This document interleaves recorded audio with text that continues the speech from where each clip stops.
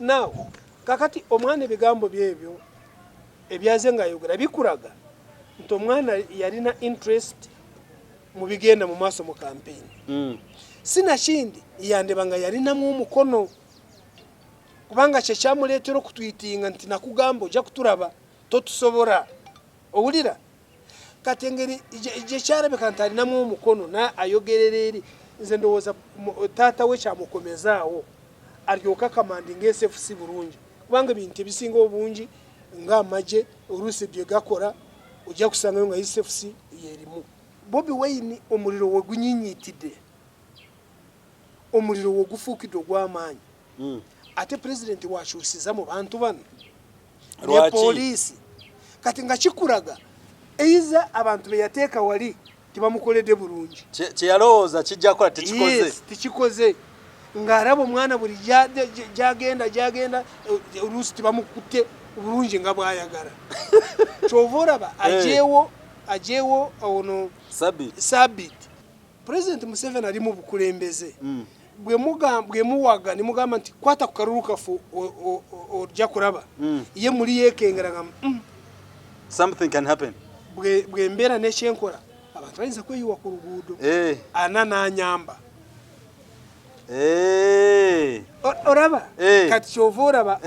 kandeete mutabani wange Mr. President ebyokola ffe tujja kubikolangako analysis mu bulungi kubanga gwe mukulembeze gwokyusiza makati wa kalo.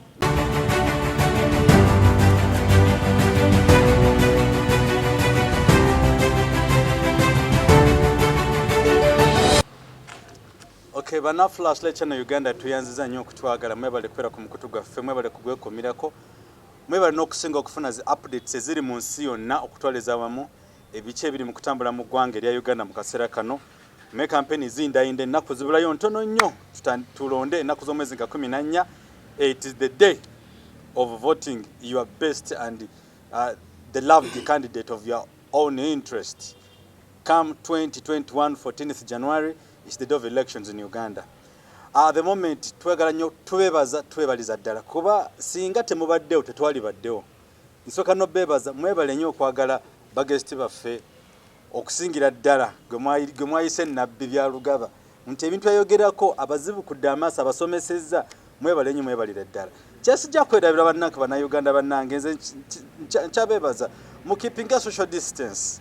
mwebale kwekuuma nti newankubadde abamu kuffe abamu kummwe nange bonna kutwaliza awamu olwenjogera ku covid njogerako kwa nti manyi nti nayina besse ate nga bannayuganda abamu ate nga kwali mu mikwano gyange so mbasaba nnyo bannange mwambale ku masks mukole social distancing because nti akalwadde kano kanamutta kattira ddala twetaaga gwe ayakyayagala okubeera omulamu yambala mask candidate ogwo yagala awininga akalulu kano akusange ng'oli mulamu yamba mukwano gwo yamba sister wo ate mwebalire ddala ate n'olwensonga ekyo nti mbebaliza ddala comments ne advice tuziraba zituzaamu nnyo amaanyi naye nga omulamu ogw'olunaku olwaleero gusanyusa ate mugusanyusizaawo tubayo ne bakakensa baprofesa mu kino ekintu political analysts kati afuuse global luli twali tumalidde mu Uganda naye ate mu ab'ebulaaya mumutadde ku level ey'amaanyi gwe bayita mukulu byarugaba era tubebaza nnyo mwebale okubeera wamu naffe. Abamu ku mmwe nammwe abatwaddeko zi comments ne advice abatugambye nti mukulu byarugaba mumwetaaga abeere ayogerere ssaawa nnamba. Yes, tugenda kyogerako tulabe oba kisoboka oba tekisoboka naye nga mu kikulu kya byonna munnange tubasaba nti ffe bwe tubeera ku mukutu gwaffe guno it's not oba business entity gwa kusomesezaawo nakuba bikukola maaso naye ekyo tujja kifuna mu kuyisaawo obulango zi ads muleete ebintu tulange ku mikutu gyaffe tusobole okufuna airtime oyo nga tutambuza ekintu kino akitegedde webale kitegeera. Omulamu gw'onaku olwaleero gavumenti ya Uganda ennaku zino tetumanyi kiki ekigitambulirako ennaku zino twakalaba kati oba kibayita reshuffle ekiri mu Uganda ekyakayingirako essaawa zino. Eno reshuffle essaawa zino tetumanyi kiki etegeeza eri the ruling government eri the oppositions. Koffe ne tugamba why tetujja kusamwasama oba kulepuka oba kwogera biki ebitasaanidde ne tugenda ku makulu byarugaba ono professor akola nnyo research in this kind of field atusomesa n'atutegeeza so mwebala okweramu naffe mikwano gyaffe abali mu Abu Dhabi abali mu Oman abali mu Kuwait abali mu London abali mu Italy South Africa mwatugambe tetulaba batumira abali mu Netherlands abali mu Indonesia Sweden Denmark mwenna mwebalire ddala mwenna abaagala okuba mikwano gya Masic zimba gye bali mwebalire ddala kati katugenda ku mulamo gw'olunaku olwaleero ogugamba reshuffle etegeeza ki mu kaseera kano towards elections gwe atulaba olowooza kitegeeza ki lwaki government ya Uganda President Museveni akoze reshuffle mu kaseera kano tetujja kwogera bingi katugende mu kakensa mweyo field mweyo ensonga ye mukulu byarugaba tweyanzizza nnyo bale kutwagala wabale kwekumya ku mukutu gaffe ensi ekwagala Uganda ekwagala emikwano gyo gyonna abali e Bulaaya bo bagamba wachi oyogerere sawa namba konza kakwategeeza munnange si kyangu nnyo nga bwe mukirowooza naye katulabe nga tunakikwasaganya gwe nange tusobole okuyambagana time yo obudde bw'okutambula gy'obeera mailo n'emailo n'otuuka eno n'ojja wano naye eno reshuffle twaligiyise mini reshuffle kubanga kabadde kantu katono nnyo mu SFC just no mu police teri warara mwekyabadde SFC no mu police omuntu omu just ndowooza tukayite ka mini reshuffle in the army and in the police naye waliwo kantu ke njagala kutandikiriza kati yes nja kubanga updates candidate waffe watuuse n'ebyayogedde wabadde agenda naye ekintu kyengenda kusooka nga okwogera kwe kulonda engeri gye munaalondangamu in fact in future nja kujanga n'olubaawo obasomeseze wano olubaawo mbaragirire engeri gye balondamu how to tick yes kino kyenjogera mu 2006 obululu bungi bwafa obuwera kumpi ng'emitwalo 20 because ignorance about it. Yes kubanga electoral commission nga bulijjo si bwe mulundi ogusoose obutayigiriza bantu nate lwaki nga kiri very important ekyembaleetera waliwo candidate omu yali wa DP yajayo emitwalo 10 mu ggwanga lyonna naye ng'obululu obufudde ebusinga obuli positive it was very kati ekintu ekyo muli bwe nakiraba kyankwatako nnyo so okulonda engeri gy'abantu gye batiikingamu kintu kikulu nnyo mulaba okulonda kuno n'obweba parliament bwe abalonda osanga nga wali obululu obufudde parliamentarians can you believe it nebabaka so okulonda kintu kikulu nnyo now bw'oba olonda bw'olaba ekifaananyi kya Kyagulanyi weekiri bw'oba omanyi kuwandika n'otiikinga tiikinga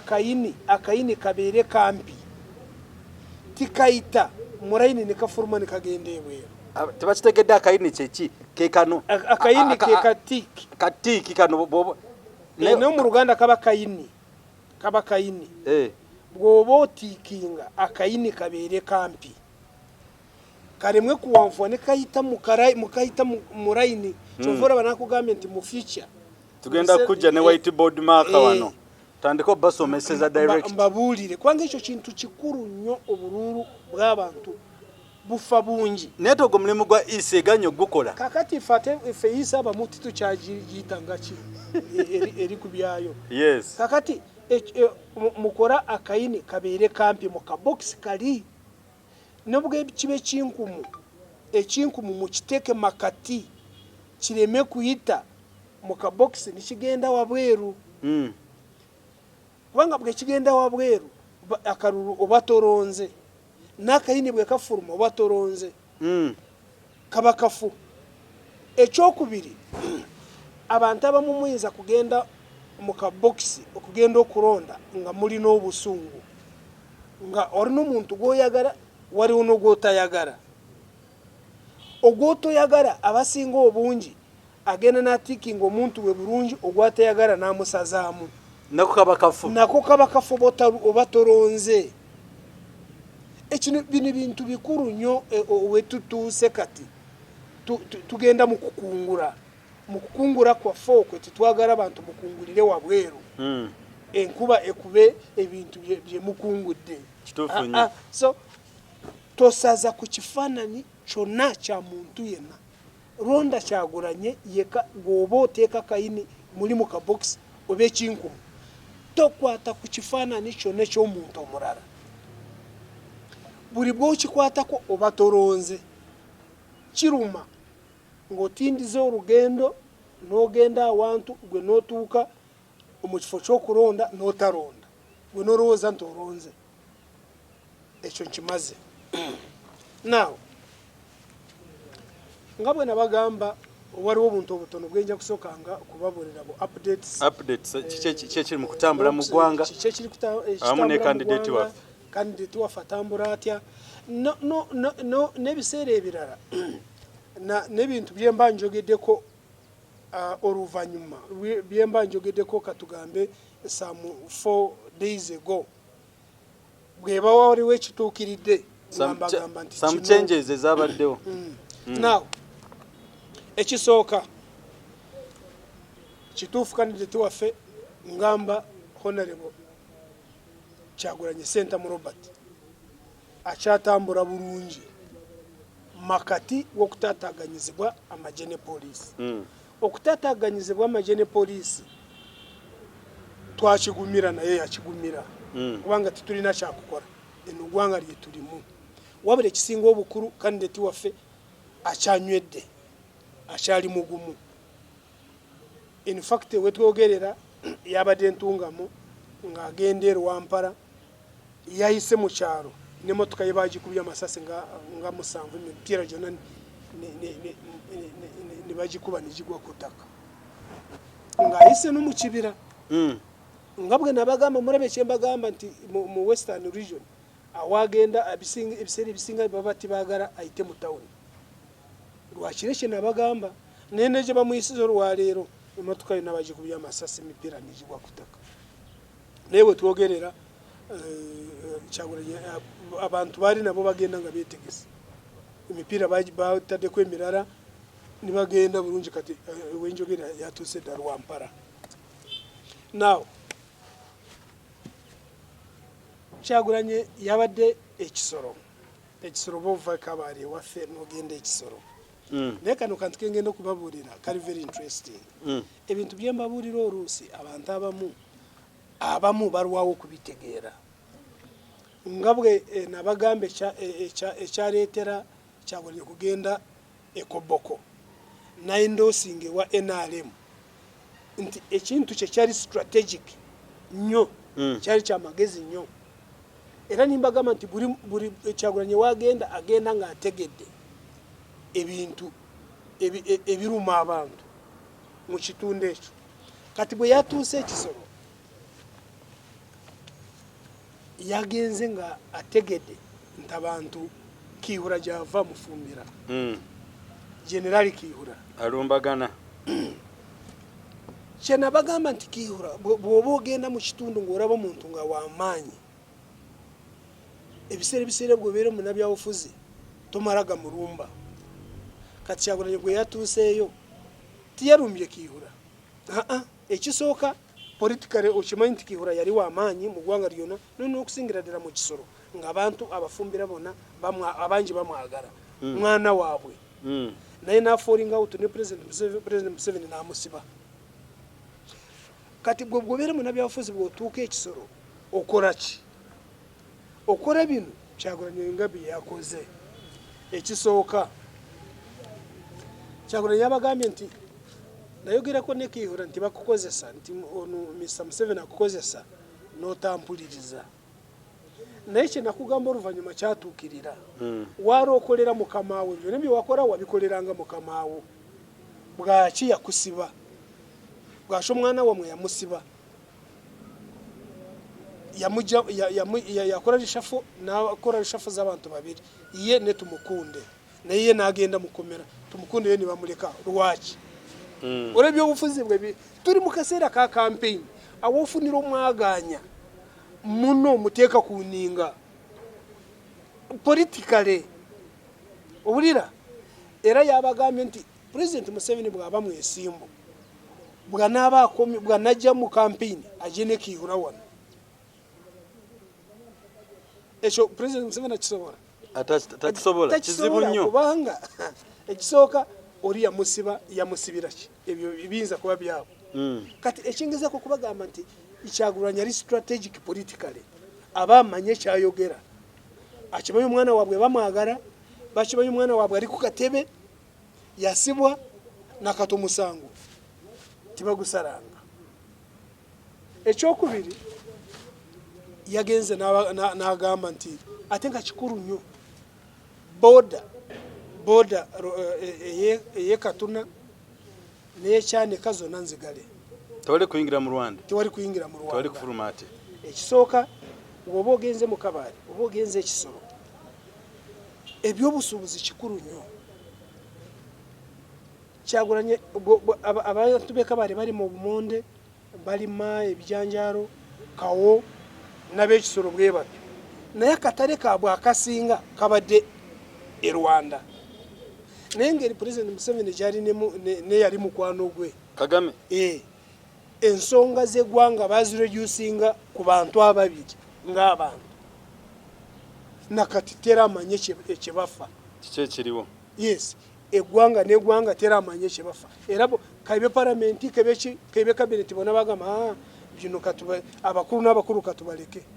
bakole ku nsonga zaabwe naye tebamanyi obulumi okubonabona ku bantu ba Kabaale oba b'entungamo oba ab'ekisoro gye balimu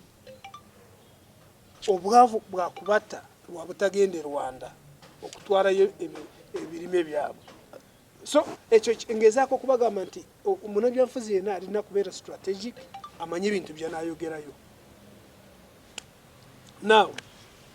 ekyokubiri ekyo nkimaze mutegedde lwaki ayogedde bwato ekyokubiri nabagamba juzi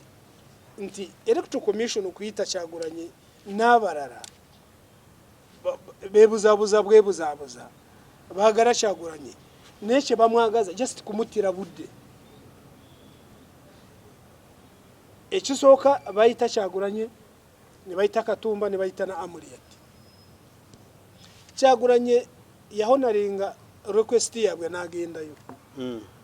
naye bwe yagendayo ngebwe nabagamba waliwo ki teri just baagala kumusuro winga down kubanga bamaze kukitegeera nti Kyagulanyi mu lunaku olumu atambula district 4 bw'omuyita ku electoral commission najja oba omufiriza district 4 oba oyambye mukama waabwe baba muyambye mu ngeri efanaganako bwetyo nimbagamba nti okuyita Katumba ne Amuriat nti ezo nva ndiibwa bebuzabuza baba baagala ono kati ekyokulabirako kiikino mubayise Kyagulanyi yagenze ne Katumba n'agenda ne Katumba y'omumanyi ebibye Katemba jasa naye Amuriat yaganye kugendayo mulebe kyembagamba Amuriat yaganye kugenda onagamba nti sirina budde bwammwe electoral commission bwagigamba mpozi ku Christmas nsobola kufuna akaseera nga makati wa saawa 5 oba naki oba n'omunana waliwo omukono gaffe yagamba abasajja mbe mujoga kakati bulira kakati ise joga nayo kati isi olibwe yabagambye bwatyo kati banamukola ki nati bwe obujozi anti kyembagamba naye singa yabadde Kyagulanyi ng'agambye bwatyo olwali bali baseriteninga n'okumuwandukulula aganye ogondera amateeka singa ye yaganye walira gye kyali badde mu Uganda in fact oyinza kusanga bali mu kutena kifuba amagye ne gamuleeta naye oli ye yabawandi n'agamba nti mpozi nga ku Christmas nsobola kufunamu esaawa makati wa saawa 5 ninzijawo nitulaba naye ate ni agenda okola kola olunaku kati anti kyembagamba nti bano babayita just kugenderako naye baba baagala oli in fact bwe batuuse ku electoral commission nga bulijjo kino tujja kushogerako oluvannyuma nga bulijjo Kyagulanyi yabawadde bwino yonna ogwe bagamba nti amenya SOPs yabawadde bwino wa candidate ayitibwa Tibwabulwa byonna bwaze nga akubalaale nawaze nga bantu byonna nga abirina era bwe yabibawadde era bya Mukama nga bulijjo nagamba nti ze bisibimanyi ninga bimuwadde Uganda nkambwe so tujja kwogerako mbabuulire na lwaki gavumenti eyagala okusiba emikutu emikutu gyonna egiri private ekyo kyembagamba Kyagulanyi bweri bwaleeta bwino oyo abakozeseza TV za online ezize eno gavumenti kyetayagala nenja kukibanyonyerako oluvannyuma so ekyembadde nawe ku kintu kyaffe ku President Museveni Commander in Chief okukola reshuffle ku maje agamukuuma ye ng'omuntu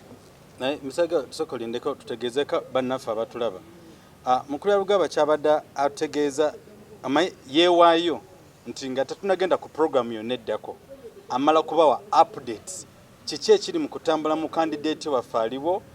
kiki ekimutuuseeko atuuseewa aliriddawa nga tetunaba kutandika mulamwa mu kyoguddako kati n'olw'ensonga eyo nga bamaliza okubawa updates eziri mu kutambula mu nupe essaawa zino kati awo direct agenda ku mulamwa ogw'olunaku olwaleero nti lwaki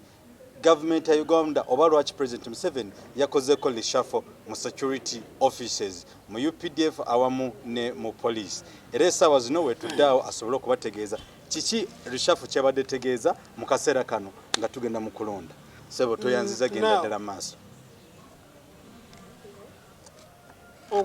okukyusa SFC commander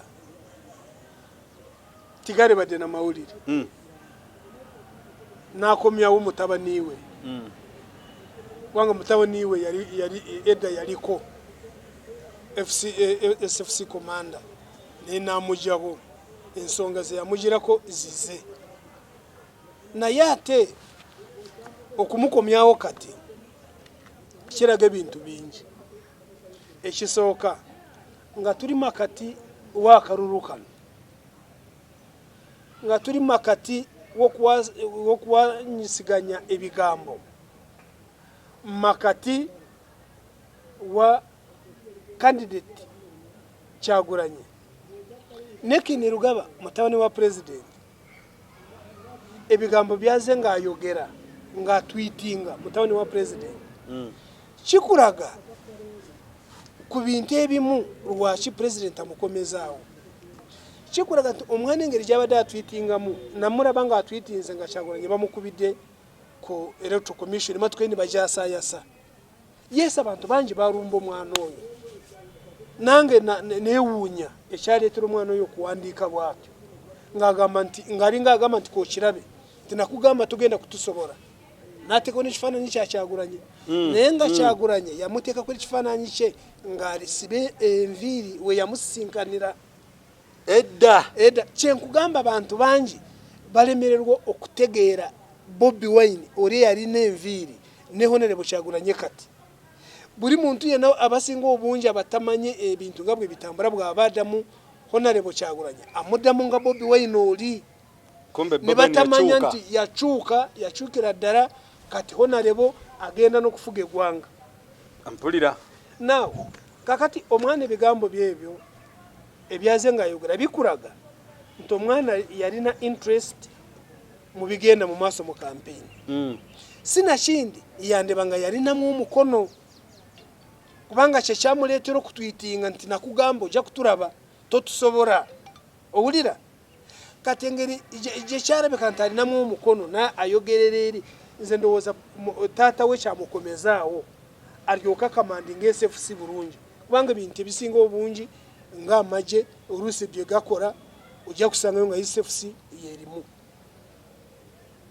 okitegedde so nze okumukomyawo ebyo oluusi byendaba ekirala ekyokubiri President Museveni naye ndowooza oluusi teyeefiirayo owaffe tulinayo olugero olugamba nti entaama yange eheebuliire embwa yawe niho eshowize ebyoya by'entaama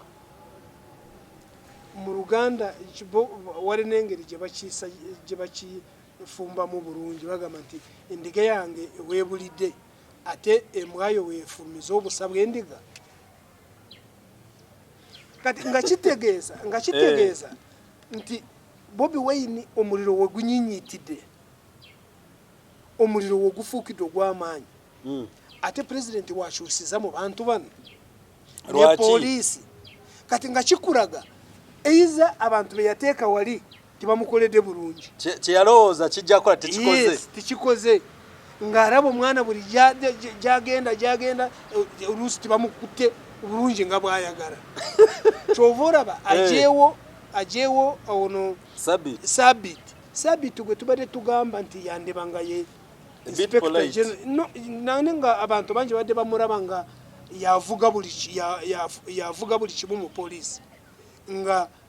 oli Justin Vandiibwa Inspector General of Police nga Major General Sabiti kusinziira mu buyinza si protocol ng'olaba Sabiti abadde akutte ekintu so kikutegeeza one Sabiti police tagikutte bulungi okugiragira ekole ku Kyagulanyi olinga bw'abadde ayagala naleeta ono akole okusinga ku Sabiti engeri gy'abadde akolamu ekirala sigenda kukigendamu nnyo manyi appointments zino oluusi zibeeramu na some influences oyinza n'okusanga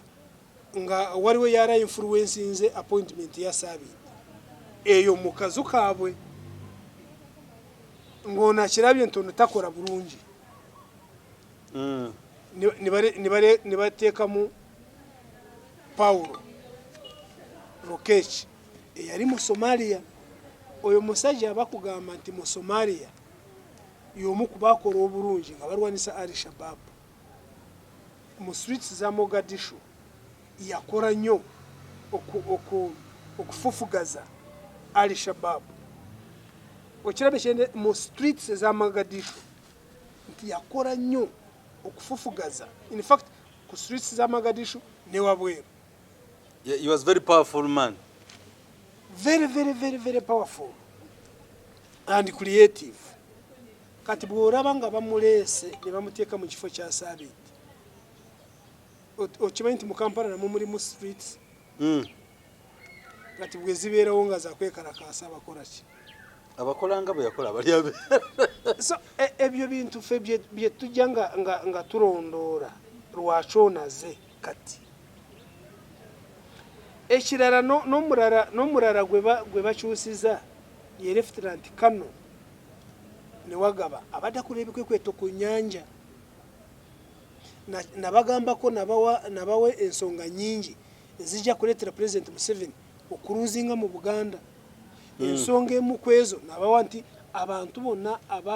abavubanga ku nnyanja mu Buganda n'abali ku ttaka obwavu bubata bwa mwana oyo eyali komanda wa Marine ku nnyanja engeri gye yabonyamunyamu abantu abavubi yali yamutaawaana n'okubaavuwaza ekyokubiri n'Abaganda edda enva zaabwe byabeeranga byennyanja kati bali ku magumba bwabikwekweta ebyo so bw'olaba nga bamugyeko nga kire kye nakugamba ensonga ziri kirabika abantu bano bawuliriza egundi zaffe programu zaffe bazifollowinga ne bazitegeera kati bw'oba bamugyeyo wabula n'obwe yaba mugyeyo nze kiraba kiri too late okukyusa komanda w'oku nnyanja kati ku ssaawa eno Abaganda tebasobola kukkiriza n'abamu abatali Baganda abali ku nnyanja eyo engeri gye babonabono obwavu bwe balina n'enjavuwaza gye baba bavuwaze wamu nga bookya obutimba buli bwakokota ekyo mutawanira bwerere. Now ekirala nze omukulaba okwange president bwakwaluusi ye akola ebintu bye tiyeefiirayo. Essaawa eno okuleeta mutabaniiwo n'omuteeka nti yaba akulembera SFC, ife abanabyabufuzi tuyinza kujyamu ebintu bingi. Ekisooka golowooza nga Kyagulanyi awangudde, abasobola kumugaana baani mu gavumenti nga SFC be balina amaanyi amangi. Anti SFC lyafuuka gye lyamaanyi, division number gye lyamaanyi, liri well equipped, ekyo terasobola kukiwakana. Kati bw'olaba ng'akomezaawo mutabaniiwe kikutegeeza nti tiyeesiga muntu yenna mu kiseera kino kyakalulu. Omuntu anaamubeera ku lusegere ateekwa kuba wuwe. Ko ye kangambe mutabani wange akomewo. Kandeete mutabani wange wano. Ebinaddirira. Katonda yamanyi. In fact kino mutabani we nze omukulaba okwange amuleese na lwa post election. Kubanga oze ng'olaba abantu bangi nga balimu n'ekiza Besigye ng'agamba nti nze ndi ku plan B. Yeriwa. Sigimanyi naye nga okusinziira nga bweze ng'ayogera oyinza kusanga nga aba intelligence bagamba nti ono yandiddamu n'aleeta okwekalakaasa. Ekyokubiri owulira abantu abaanuupu bawaga nti katukuba akalulu kaffe okabbolabe. Owaffe tulinayo olugero olugamba nti ibaale eriwaali ebiri tiryitafuka. It literally means, let me also put it in English. And people want it most in English nowadays. It literally means that when you are digging and you see a stone in advance, then the hole you are using cannot be spoiled by that very stone. Because you have already seen it, you saw it in advance, which means you put your hole aside, remove the stone and continue digging. Repeat it such that the public can understand it more. Ekyengezako kubagamba nti owaffe tulinayo olugero olugamba nti ibaale eriwaala ebiri tiryitafuka. Efuka y'enkumbi. Nti ejjinja ly'omaze gy'osoose okulaba tirisobola kwonoona enkumbi yo bw'oba olima. Kubanga bw'owalira mumaze okuliraba amakulu gakyo ogenda kulijjayo bugi, olijjawo bujja ogende mu maaso n'olima bulungi nga tiryonoonye enkumbi. Mu luzungu Omuluzungu nti nakitadde mu Luzungu. When you are digging and you see a stone in advance, that very stone cannot spoil your hole. Because you have already seen it, you put your hole aside, remove the stone and continue digging. In other words, so kati ekyengezako kubagamba nti President Museveni ali mu bukulembeze. Bwe muwaga ne mugamba nti kwata ku kalulu kafu ojja kulaba, ye muli yeekengera nga something can happen. Bwe mbeera n'ekyenkola abantu bayinza kweyiwa ku luguudo ana n'anyamba. Oraba kati kyova oraba kandeete mutabani wange. Mr. President ebyokola ffe tujja kubikolangako analysis mu bulungi si mu bubi kubanga gwe mukulembeze gwokyusiza makati wa kalulu. Tuli mu kalulu ffe tujja kujjamu ebibyo. This is my opinion. Nze bwetu bwenda b'ebintu. N'abantu abamu ojja kusanga bwetu bwe bakiraba. Abamu ebyenjogera bayinza kuba nga tebabiraba. Naye n'ekirala mu Africa n'okusingira ddala Uganda, ensi ezitalina demokolasiya, abakulembeze baffe abasinga obungi batera nnyo okwemalira obukulembeze bwabwe obw'okumpi babumalira mu families, ekitali kirungi. Kati wulira komanda wa SFC mutabani. Nze saakiwagira si kirungi. Minister wa education mukyala ojja kusanga sale muganda we yensi ne advisor onusa. So ebintu ebyo mu Africa bikola nnyo ate nga bikola bubi mu bukulembeze. Wanga abantu ekitegeeza ife tatwesiga yesiga oli yesiga abantu byeboka ku kino. So omukulabo kwange abantu tibakirabye bulungi naye ng'omukulembeze ye alina engeri gyakoramu ebintu bye. Alina engeri gyakoramu ebintu bye. Ekirala abantu kye beewuunyiza wakuraba nga Saabito ono abadde kumpi nga wa munda naye ate ne bamusindika ku headquarter. Ku headquarter kalinga akatebe. In fact katebe kubanga tali deployed wabula agenze ku headquarter abeere deployed by the army commander. So ebintu ebyo nze mu kulaba okwange abantu engeri gye babaleba mu Saabito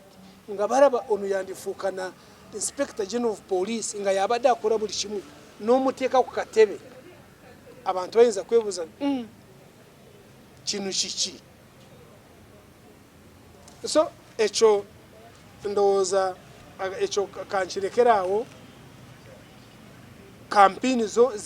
zinyinyitidde naye nga ekisinga obukulu nze nabagamba nti Honorable Kyagulanyi ekyatakozese gavumenti eno nga tikiriiyo. N'erishafu eno era Honorable Kyagulanyi yagyogeddeko n'agamba nti President Museveni antidde kyova olaba akyusakyusa n'amagye ne poliisi. N'agamba nti n'amagye nabo mikwano gyange ne poliisi mikwano gyange. Ndowooza alebye ekyokukola nikibula n'agamba nti kakyusakyusemu mpozi bagende mu maaso nga bambonyaabonya naye nga ekyo tikigenda kusoboka. Naye wabula Honorable Kyagulanyi ekyakoze ekyayogeddeko kano Dr. Kiza Besigye yakyogeddeko nze saaliyagada kyogereko ekyo. Yes nze nkimanyi mu magye mulimu abaagera enkyukakyuka, mu poliisi mulimu abaagera enkyukakyuka naye nga bangi naye ate nga tikisoboka kubanga bo bali code of conduct zaabwe tibasobola kuvaayo niboogera n'okukola tibasobola kubanga bo bagendera ku order of the day. Ekyo bagamba kati Kyagulanyi ekisaaliyagada yogera ekyo amagye gayinza kujjayo enjala nga gaagalagalage nti tigamwagala ne poliisi yinza kujjayo enjala ne bamukola ekibi nga bamugamba nti walimbye titukuwagira. Kyova olaba olwaleero poliisi n'amagye emmotoka bagikubye amasasi. Oyinza kusanga nabo nga baagala kukola accountability to counter what he said nti bamuwagira. Ekyo nakyo kibeerawo. So nze ekyo kandidati wange saaliyagadde okitwale mu maaso sandikyagadde ekyo katukikomyawo.